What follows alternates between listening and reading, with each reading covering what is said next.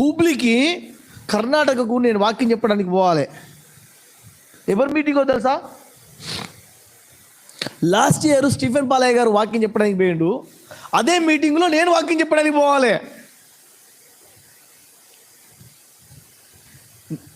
మీరు ఊహించరు. అయితే నాకు జనరల్ టికెట్ చేసుకోవడానికి, స్లీపర్లో చేసుకోవడానికి కూడా డబ్బులు లేవు.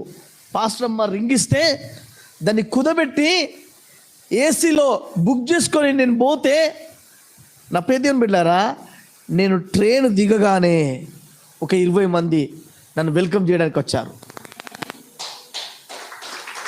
ఒక 20 మంది నన్ను వెల్కమ్ చేయడానికి వచ్చారు. ముందు కొన్ని కార్లు, వెనుక కొన్ని కార్లు. నేను పోతుంటే నేను ఆ కిటికీ ఇట్లా ఓపెన్ చేశాను. నా కళ్ళల్లో ఇట్లా నీళ్ళు పడిపోతున్నాయి. నువ్వు ఉంటే చాలయ్యా, ఎవరు ఉన్నా లేకున్నా.